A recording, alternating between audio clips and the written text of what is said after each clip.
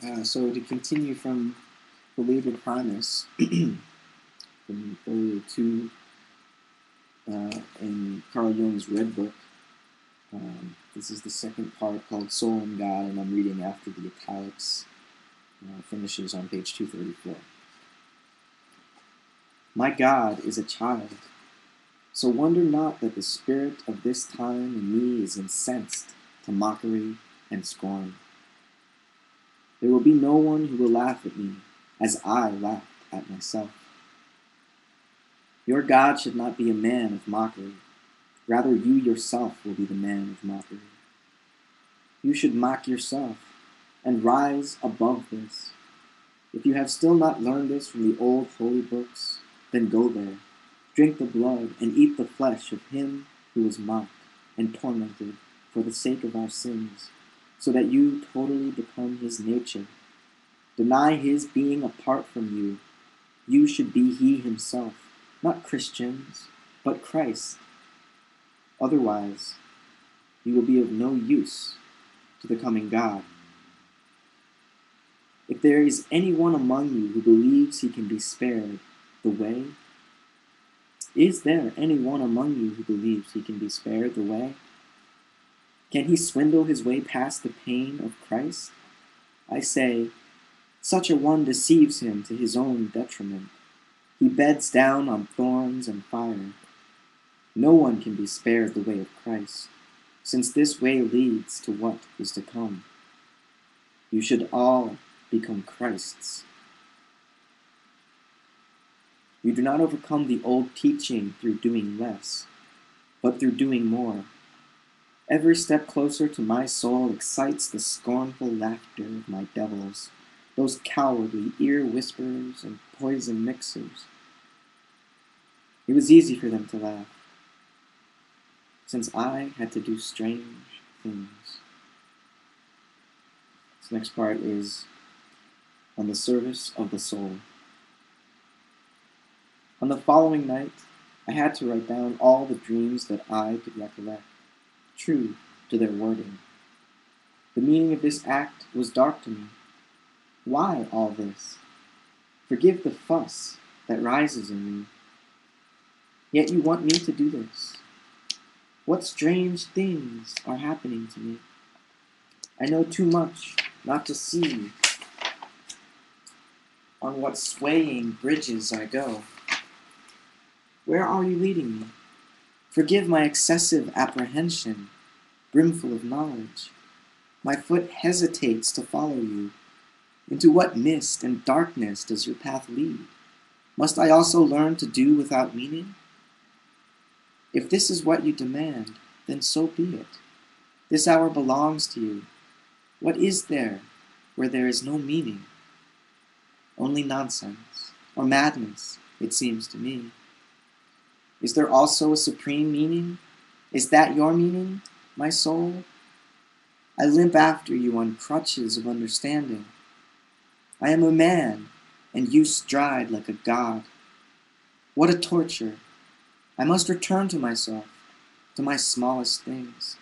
I saw the things of my soul as small, pitiably small. You forced me to see them as large, to make them large. Is that your aim? I follow, but it terrifies me. Hear my doubts. Otherwise, I cannot follow, since your meaning is a supreme meaning, and your steps are the steps of a god. I understand. I must not think, either. Should thought, too, no longer be? I should give myself completely into your hands. But who are you? I do not trust you. Not once to trust. Is that my love for you? My joy in you? Do I not trust every valiant man, and not you, my soul? Your hand lies heavy on me, but I will. I will. Have I not sought to love men and trust them? And should I not do this with you? Forget my doubts. I know it is ignoble to doubt you. You know how difficult it is for me to set aside the beggar's pride I take in my own thought. I forgot that you are also one of my friends and have the first right to my trust. Should what I give them not belong to you? I recognize my injustice. It seems to me that I despised you. My joy at finding you again was not genuine. I also recognize that the scornful laughter in me was right. I must learn to love you. Should I also set aside my self-judgment? I am afraid. Then the soul spoke to me and said, "This fear testifies against me." It is true. It testifies against you. It kills the holy trust between you and me. How hard is fate! If you take a step toward your soul, you will at first miss the meaning.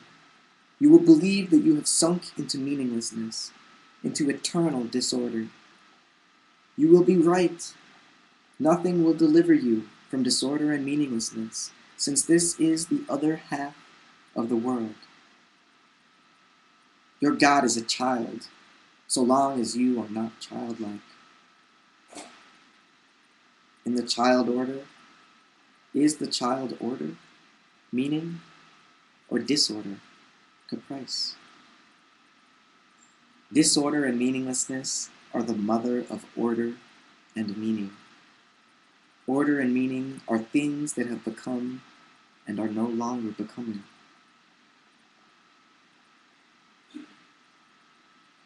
You open the gates of the soul to let the dark flood of chaos flow into your order and meaning.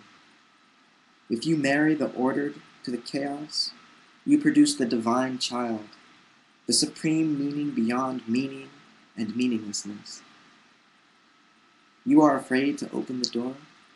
I too was afraid, since we had forgotten that God is terrible. Christ taught, God is love. But you should know that love is also terrible. I spoke to a loving soul, and as I drew nearer to her, I was overcome by horror. And I heaped up a wall of doubt, and did not anticipate that I thus wanted to protect myself from my fearful soul. You dread the depths.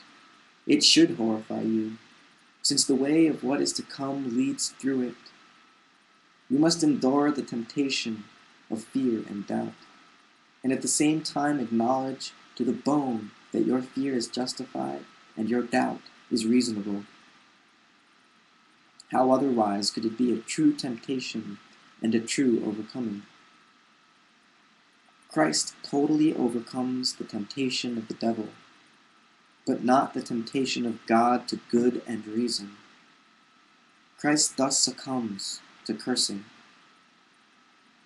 You still have to learn this, to succumb to no temptation, but to do everything of your own will. Then you will be free and beyond Christianity. I have had to recognize that I must submit to what I fear. Yes, even more, that I must even love what horrifies me. We must learn such from that saint who was disgusted by the plague infections. She drank of the pus of plague boils and became aware that it smelled like roses. The acts of the saint were not in vain. In everything regarding your salvation and the attainment of mercy, you are dependent on your soul. Thus no sacrifice can be too great for you. If your virtues hinder you from salvation, discard them, since they have become evil to you. The slave to virtue finds the way as little as the slave to vices. If you believe that you are the master of your soul, then become her servant. If you are her servant, make yourself her master, since she needs to be ruled. These should be your first steps. During 6 further nights, the spirit of the depths was silent in me, since I swayed between fear, defiance, and nausea, and was wholly the prey of my passion. I could not and did not want to listen to the depths. But on the 7th night, the spirit of the depths spoke to me. Look into your depths. Pray to your depths. Waken the dead. But I stood helpless and did not know what I could do. I looked into myself, and the only thing I found within was the memory of earlier dreams, all of which I wrote down without knowing what good this would do. I wanted to throw everything away and return to the light of day. But the spirit stopped me and forced me back into myself. The next part's called The Desert, but maybe I'll do part 3, or maybe you'll have to read it yourself. No, I'll probably do a part 3 anyway.